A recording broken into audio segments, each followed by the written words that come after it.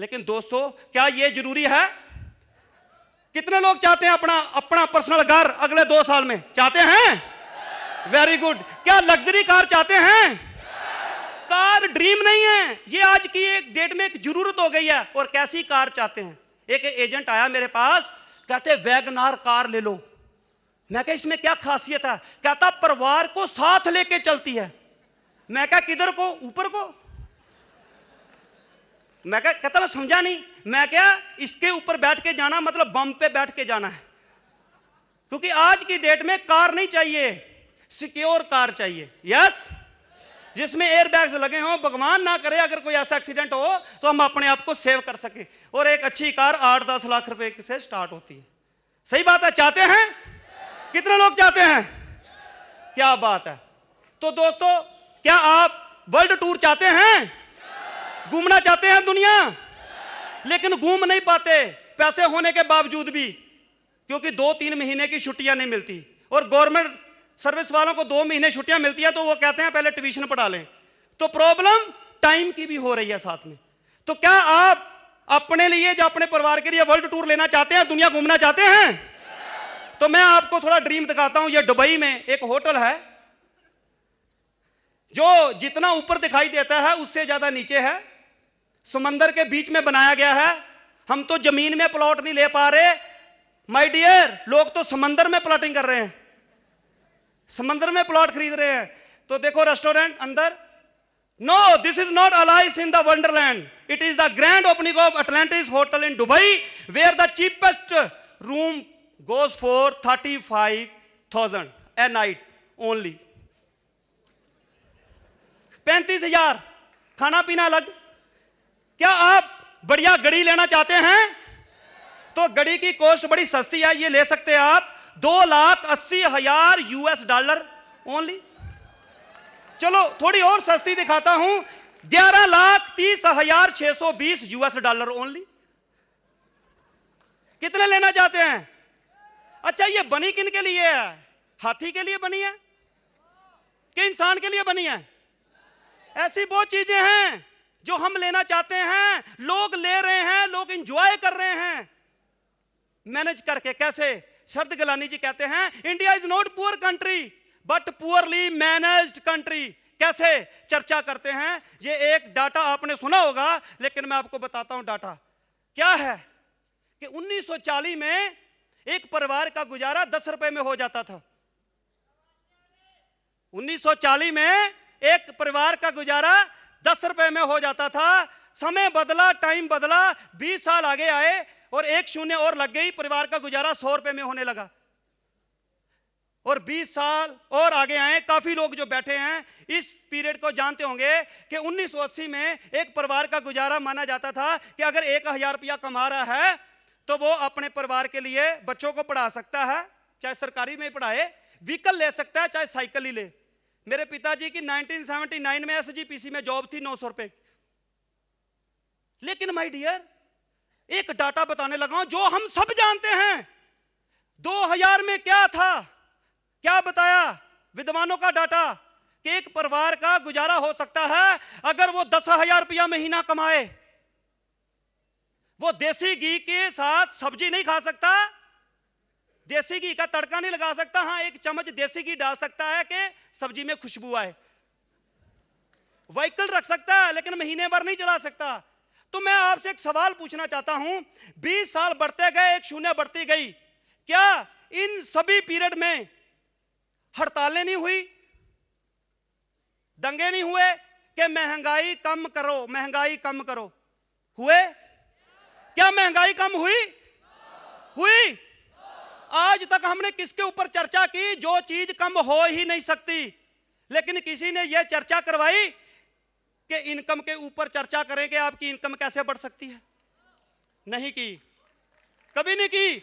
और वो पहला कदम था आपकी अपलाइन का, जिसने आपके कंधे पे हाथ रख के आपको बताया कि लाखों करोड़ों कमाए जा सकते हैं। उसी की बदौलत आज आप इस हॉल में आए हो। आज जो हमारा मकसद है, आज हम ऐसी निराशावादी गोष्ठियां कर रहे हैं डेली, लेकिन आज एक ऐसी आशावादी गोष्ठी करने के लिए हम इकट्ठे हुए हैं कि हम अपनी इनकम कैसे बढ़ा सकते हैं।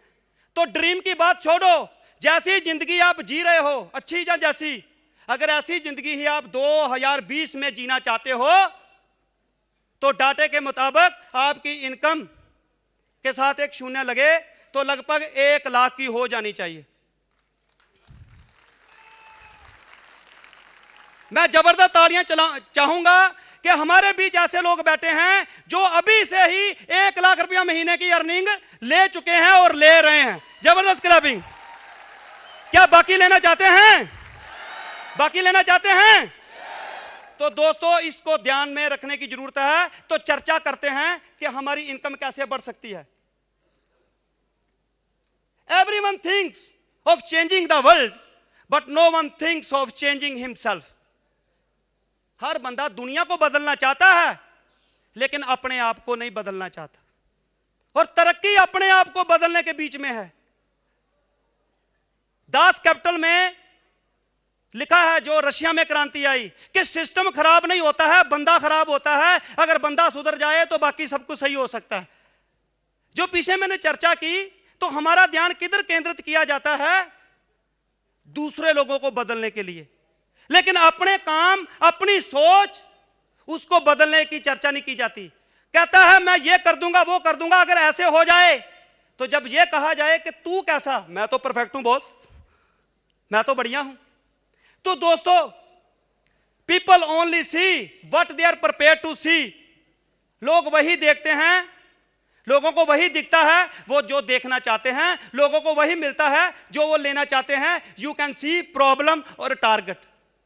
अगर हिस्टोरिकल बंदों की मैं बात करूं जिन्होंने कामयाबी ली है, जहां हमारे हिस्टोरिकल लीडर्स जिन्होंने कामयाबी ली है, जहां जो आपके बच्चों को पढ़ाया जा रहा है किताबों में कि हिस्टोरिकल बंदों ने क्या किया, उन्होंने अपना ध्यान कहां केंद्रित किया? कि जो उन्होंने लक्ष्य रखा उसके ऊपर, कि जहां लक्ष्य में जो प्रॉब्लम आ रही हैं उनके ऊपर। तो देखते हैं एडमंड हिलेरी। एडमंड हिलेरी को कितने लोग जानते हैं? उसने लक्ष्य लिया कि 29,035 फीट जो माउंटेन है, पर्वत है इंडिया में, वर्ल्ड में सबसे बड़ा, उसमें मैं चढ़ूंगा। ये उसका टारगेट था, लेकिन उसको पूरा करने के लिए बहुत परेशानियां आनी थी। वहां ऑक्सीजन नहीं थी, चढ़ नहीं सकता था, टांग भी टूटी, लेकिन वो लगा रहा। उसने अपना ध्यान किधर रखा? एम की तरफ, लक्ष्य की तरफ। लेकिन उसमें जो प्रॉब्लम आ रही है वो आनी है, क्योंकि वो एक नेचुरल प्रोसेस है। When obstacles arise, you change your direction to reach your goal. जब आप अपना एक लक्ष्य रखते हो किसी तरह का भी, जैसे मैंने अपना प्रोफेसर का रखा, तो आपको प्रॉब्लम आती है, तो जहां तो आप क्या करते हो, रास्ता ही बदल देते हो। जहां क्या करते हो, आप तरीका बदल देते हो। जो विजेता लोग हैं वो तरीका बदलते हैं, रास्ता नहीं बदलते। और जो हारने वाले लोग हैं वो रास्ता बदल देते हैं कि नहीं यार ऐसा नहीं हो सकता, बड़ी तगड़ी प्रॉब्लम आ गई। लेकिन विजेता लोग क्या करते हैं? In a day when you don't come across any problems, you can be sure that you are traveling in a wrong path. Swami Vivekananda ji बताते हैं कि जिस रास्ते में प्रॉब्लम नहीं आती वो रास्ता बढ़िया हो ही नहीं सकता। जब आप एक लक्ष्य निर्धारित करेंगे किसी तरह का भी, तो उसमें पहुंचने में बहुत प्रॉब्लमें आएंगी। जो बंदा उन प्रॉब्लमों में निकल जाता है वो बंदा विजेता बनता है, वो बंदा लीडर बनता है। If someone feels that they had never made a mistake in their life, then it means they had never tried a new thing in their life. Albert Einstein, Nobel prize विजेता physics में, उसने बताया कि जब भी हम नया काम शुरू करते हैं हमें गलतियां भी होती हैं, हमें प्रॉब्लम भी आती है। और उसमें एक बड़ी जबरदस्त एग्जांपल है जो हम अपने बच्चों को बताते हैं, जिसने बल्ब बनाया। तो उन्होंने क्या किया, 1000 बार बल्ब बनाया, 1000 बार। क्या आपने अपनी जिंदगी में कभी कोई ऐसा काम किया है कि आपने 1000 बार किया हो और आपको कामयाबी ना मिली हो और आप फिर भी लगे रहे हो? मेरे ख्याल से 10, 15, 20 बार तक हुआ होगा। लेकिन दोस्तों 1000 बार बल्ब बनाने के बाद जब बल्ब नहीं बना तो वो लगा रहा। उसके रिश्तेदारों ने बोला कि यार बल्ब तो बना नहीं, तुम लगे हो, तुम तो फेल हो गए हो। तो वो क्या कहता मैंने 1000 बार फेल नहीं हुआ, मैंने 1000 ऐसी खोजी हैं, तकनीकें खोजी हैं जो बल्ब बनाने में काम नहीं आती। अगर वो रिश्तेदारों की बात मान के बैठ जाता, तो क्या इतिहास में आज उसका नाम होता? तो दोस्तों, winners lose much more often than loser, so if you keep losing but you are still trying, keep it up. Rishi sir ने बड़ी अच्छी बात बताई कि 5 माइल हुए हैं, तो इसको नेगेटिव ना लो कि 2 साल हो गए हैं 5 माइल हुए हैं, लेकिन आप लगे हो उसी रास्ते में, प्लेटफॉर्म में, तो मंजिल में आप पहुंचेंगे ही पहुंचेंगे, क्योंकि ये एक प्रोसेस है। 2000 से हमारी कंपनी लगी हुई है, लेकिन बड़ी प्रॉब्लम में आई, लेकिन लगी हुई है, और आज वर्ल्ड में नाम है। 2002 का मैं लगा हुआ हूं। जितने लोगों को आप 2 दिन सुनेंगे, आप उनकी कामयाबी के साथ साथ एक पिक्चर मन में जरूर बनाना कि इन्होंने क्या स्ट्रगल की होगी। तो दोस्तों, 3 सेंटेंस फॉर गेटिंग सक्सेस। आप कामयाबी लेना चाहते हो तो विलियम शेक्सपियर, जो बहुत तगड़े विद्वान हुए हैं इंग्लिश के, वो बड़ी अच्छी लाइन लिखते हैं। क्या दिखाई दे रही है? मैं बोल के बताता हूं। No more than others. अगर आप कामयाब होना चाहते हो तो दूसरे लोगों से ज्यादा जानिए। Work more than other. दूसरे लोगों से ज्यादा काम करिए, और एक्सपेक्ट लेस देन अदर। दूसरे लोगों पे कम आशाएं करें। कैसा person? World's first richest person J Paul Getty, जो बिलियनियर हुआ बड़ी छोटी उम्र में। लोग उसको पूछने जाते थे कि बताओ कामयाबी के क्या सिद्धांत हैं, क्या तरीका है। तो उसने सोचा कि जिंदगी में मर तो जाना ही है, कोई अच्छा काम कर दें, एक किताब क्यों ना लिख दें। तो दोस्तों, उन्होंने किताब लिखी, सक्सेस प्रिंसिपल ऑफ लाइफ। तो उन्होंने पहला सिद्धांत बताया, वास्ट विजन। अगर आप जिंदगी में आगे आना चाहते हो तो आपको क्या करना पड़ेगा? लंबी सोच रखनी पड़ेगी, बड़ी सोच, दूर अंदेशी कि आने वाले 5-10 साल में क्या होने वाला है। No job. जॉब कोई बुरी बात नहीं, लेकिन कहने का मतलब, अगर आप अरबपति खरबपति होने की आशा रखते हो तो नौकरी में नहीं हो सकते। क्या आपके शहर का, जहां दिल्ली का सबसे अमीर आदमी नौकरी कर रहा है? नौकरी कर रहा है? तो दोस्तों, तीसरा सिद्धांत, नौकरी में प्रॉब्लम क्या है बताया? 40-40-40, कि हम हफ्ते में 40 घंटे काम करते हैं, 40 साल काम करते हैं, और उसके बाद हमें रिटायरमेंट मिलती है जब हमारी 60 साल की उम्र हो जाती है। तो 60 साल की उम्र के बाद क्या होता है, जरा ध्यान देना। जब हम रिटायर होते हैं तो मान लो हमारी 10,000 की नौकरी है, तो हमें मिलता है 4,000। जबकि जो मैंने आपको डाटा बताया महंगाई का, उसके हिसाब से तब तक इनकम 25-30 गुना होनी चाहिए, लेकिन वो 40% कम हो जाती है, और बंदा उसी मोड़ पे आके खड़ा हो जाता है जिस मोड़ पे उसने शुरुआत की थी। कैसे? एक 24 साल का लड़का के.एस. नागरा क्या ढूंढ रहा था? नौकरी। क्या नहीं है? पैसा। क्या नहीं है? टाइम। उसको पूछा टाइम है? कहता नहीं। पैसा नहीं। क्या ढूंढ रहा है? कहता नौकरी। के.एस. नागरा ने 40 साल नौकरी की। मैंने सोचा कि 40 साल नौकरी करने के बाद जब मेरी उम्र 60 साल हो जाएगी, तब भी मेरे पास ना पैसा होगा ना टाइम होगा। तो मुझे कोई पूछेगा क्या कर रहे हो, तो मैं कहूंगा कहीं रखवा दो, कहीं लगवा दो। 40 साल नौकरी करने के बाद, रिटायर होने के बाद भी वो फिर एक नौकरी ढूंढ रहा है। तो मैंने सोचा 24 साल में भी मेरे वही हालात होंगे, तो 60 साल के बाद भी उसी हालात पे खड़ा हो जाऊंगा। तो सोचने का टाइम है आज। तो ये प्रॉब्लम थी नौकरी में। अच्छा, नहीं करनी तो फिर क्या करना है? बिजनेस। कैसा? अपना खुद का बिजनेस। कैसा बिजनेस? जिसका ट्रेंड हो। मान लो आज 20 करोड़ रुपया लगा के आज हम VCR का बिजनेस करें, चलेगा? मेहनत लगा लो, कुंदा लगा लो, सब कुछ डाल लो, लेकिन क्या बिजनेस चलेगा? ट्रेंड के साथ। कैसे?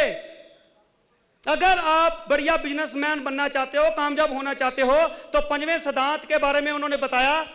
अगर इसकी चर्चा की जाए, जो इसके बारे में नहीं जानता, तो उसको यह सवाल पूछा जाए कि एक तरफ आपके पास एक शॉप है जिससे आप 1,000 रुपया कमाते हो, मजे से जाते हो, 1,000 रुपया लेते हो, कमा लेते हो, लेकिन दूसरी तरफ आपके पास 1,000 दुकानें हैं, और हर दुकान से आप 1-1 रुपया इकट्ठा करते हो, 1-1 रुपया इकट्ठा करते हो, लेकिन कमाते वहां भी आप मंथली 1,000।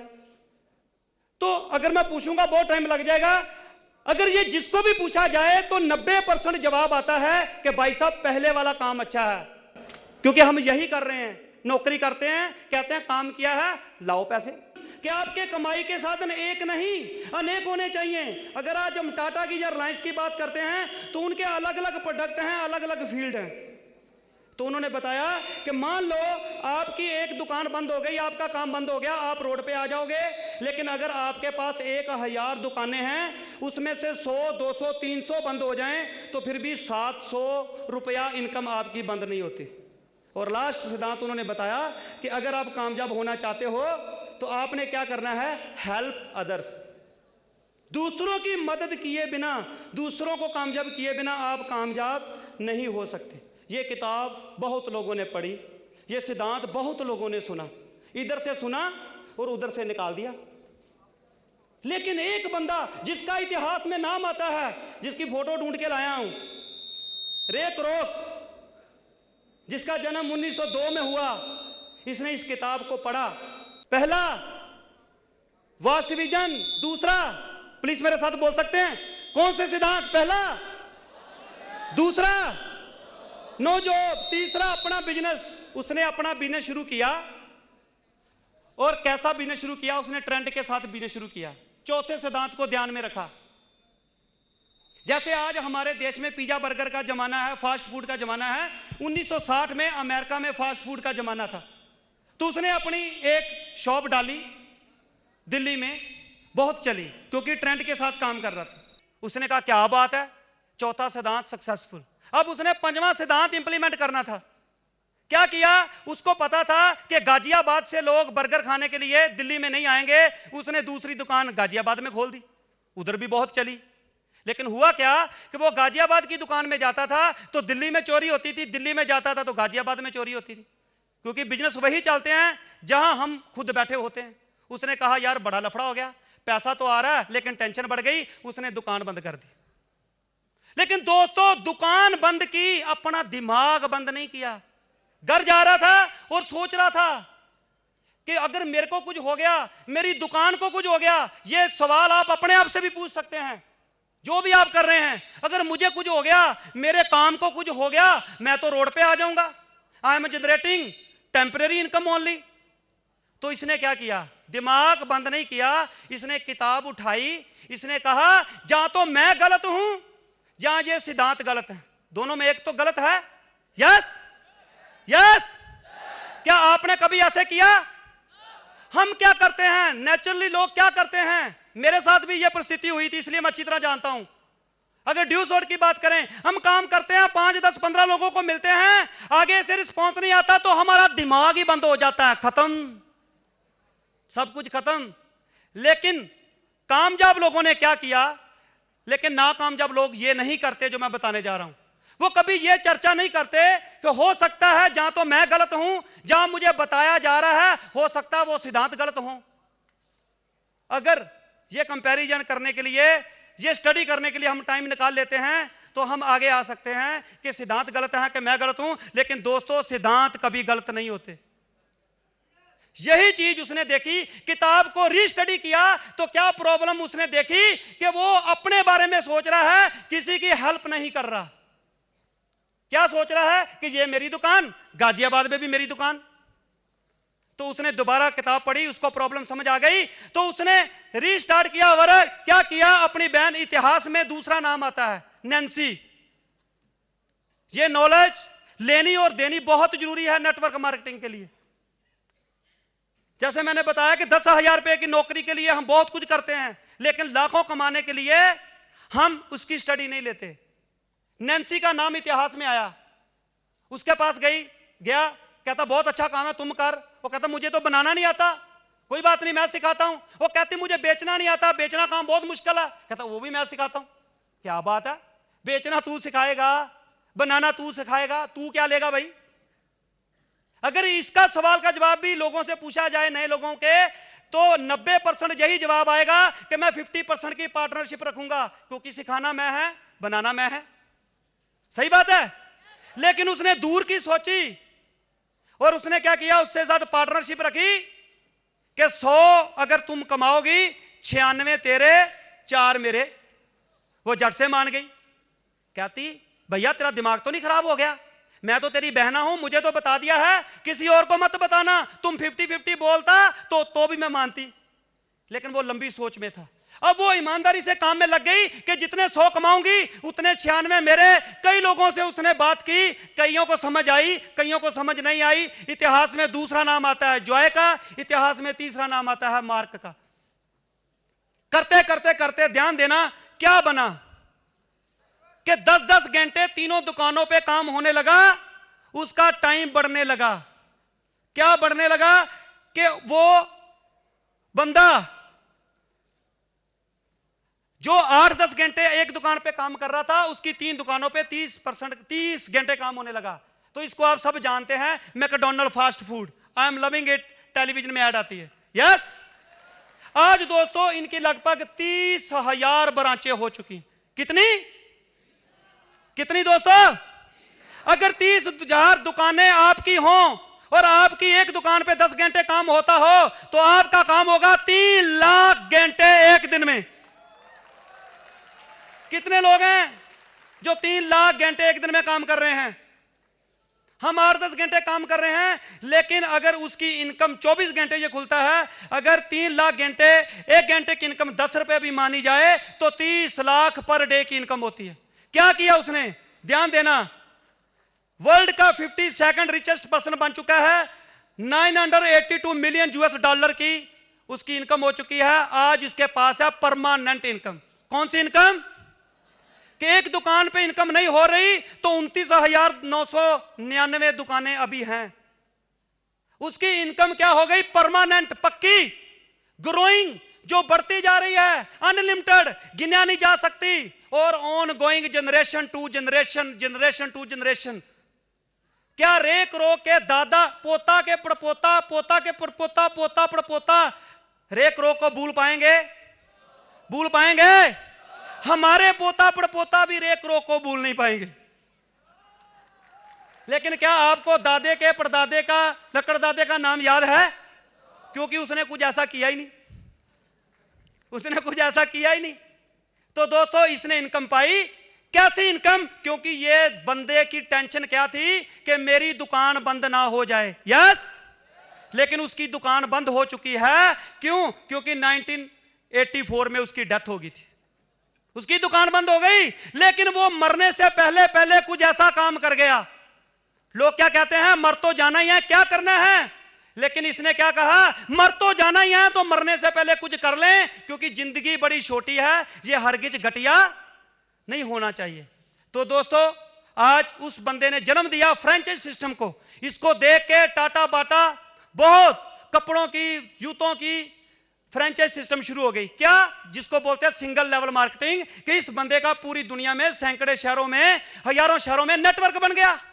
ये मर गया, लेकिन नेटवर्क फिर भी बढ़ता जा रहा है। करोड़ों रुपए में फ्रेंचाइज लो, वो अलग, और जितनी इनकम होगी 4% इसके परिवार को, पोता पड़पोता को आ रहा है। सारे प्रोसेस में प्रॉब्लम क्या थी कि ये अकेला ही बंदा कामयाब हुआ। ध्यान देना, दिस पॉइंट में बी नोटेड, कि यहां किसी को भी रख के देख लो, टाटा के मालिक को, रिलायंस के धीरू भाई अंबानी को, मारुति के मालिक को, होंडा के मालिक को, किसी को भी रख के देख लो कि उस बंदे ने पीढ़ी दर पीढ़ी कामयाबी तो ली, लेकिन अपने लिए। किसके लिए?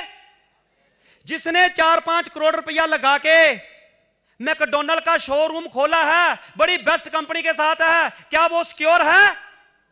कैसे नहीं है? क्योंकि वो दुकान खोलेगा, पैसा आएगा, दुकान बंद, पैसा बंद, फ्रेंचाइज खत्म। यस। तो प्रॉब्लम क्या थी कि ये अकेला कामयाब हुआ। तो कुछ चुनिंदा, यूरोप के कुछ चुनिंदा लोगों ने, विद्वान लोगों ने देखा कि ये लोग तो नेटवर्क बनाते जा रहे हैं, हम कैसे बनाएंगे? तो दोस्तों जन्म हुआ लोकल फ्रेंचाइज का, मल्टी लेवल मार्केटिंग का। मल्टी लेवल मार्केटिंग फ्रेंचाइज में क्या प्रॉब्लम थी कि रेक रोक मुझे फ्रेंचाइज देता है, लेकिन मैं आगे किसी को फ्रेंचाइज नहीं दे सकता। सही बात है। मैं होंडा की फ्रेंचाइज ले ली, मेरा शोरूम खुलेगा, पैसा आएगा, मेरा शोरूम बंद, तो मेरी 2 पीढ़ियां दिवालिया हो जाएंगी। क्या होंडा को कोई फर्क पड़ेगा? पड़ेगा।